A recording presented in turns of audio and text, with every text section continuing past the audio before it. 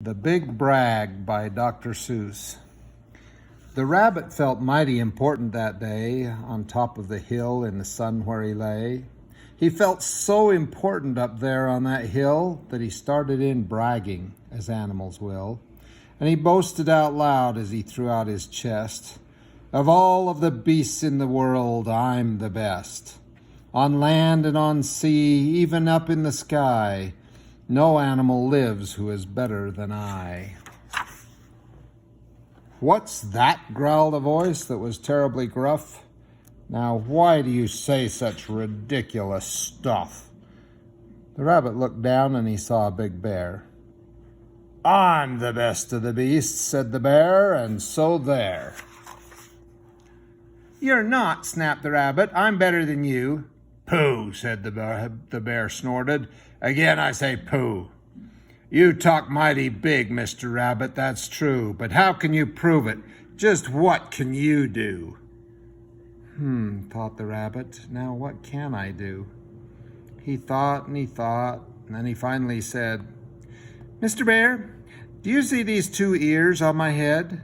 My ears are so keen and so sharp and so fine, no ears in the world can hear further than mine." "Humph," the bear grunted. He looked at each ear. "You say they are good," said the bear with a sneer. "But how do I know just how far they can hear?" "I'll prove," said the rabbit. "My ears are the best. You sit here and watch me. I'll prove it by test." Then he stiffened his ears till they both stood up high and pointed straight up in the blue of the sky. He stretched his ears open as wide as he could. "Shh, I'm listening," he said as he stood. He listened so hard that he started to sweat, and the fur on his ears and forehead got wet. For 7 long minutes he stood. Then he stirred, and he said to the bear, "Do you know what I heard? Do you see that far mountain? It's 90 miles off. There's a fly on that mountain. I just heard him cough. Now the cough of a fly, sir, is quite hard to hear when he's 90 miles off, but I heard it quite clear. So you see," bragged the rabbit, "it's perfectly true that my ears are the best, so I'm better than you." The bear for a moment just sulked as he sat, for he knew that his ears couldn't hear things like that. "This rabbit," he thought, "made a fool out of me. Now I've got to prove that I'm better than he." So he said to the rabbit, "You hear pretty well.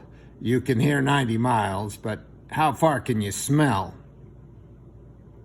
"I'm the greatest of smellers," he bragged. "See my nose?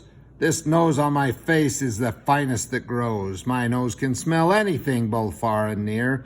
With my nose I can smell twice as far as you hear." "You can't," snapped the rabbit. "I can," growled the bear. And he stuck his big nose way up high in the air. He wiggled his nose and he sniffed and he snuffed and he wagged that nose and he whiffed and he woofed. For more than 10 minutes he snaff and he snuff. And then he said to the rabbit, "I've smelled far enough." "All right," said the rabbit. "Come on now, tell exactly how far is the smell that you smell." "Oh, I'm smelling a very far smell," said the bear. "Away past that fly on that mountain out there. I'm smelling past many great mountains beyond, 600 miles more to the edge of a pond. And way, way out there by the pond you can't see is a very small farm, and on the farm is a tree. On the tree is a branch, on the branch is a nest, a very small nest where 2 tiny eggs rest. 2 hummingbird eggs, only half an inch long. But my nose," said the bear, "is so wonderfully strong. My nose is so good that I smelled without fail that the egg on the left is a little bit stale. And that is a thing that no rabbit can do. So you see," the bear boasted, I'm better than you. My smeller's so keen that it just can't be beat. What's that? Called a voice from way down by his feet. The bear and the rabbit looked down at the sound, and they saw an old worm crawling out of the ground. Now, boys, said the worm, you've been bragging a lot. You both think you're great, but I think you are not. You're not half as good as a fellow like me. You hear and you smell, but how far can you see? Now, I'm here to prove to you, big boasting guys, that your nose and your ears aren't as good as my eyes.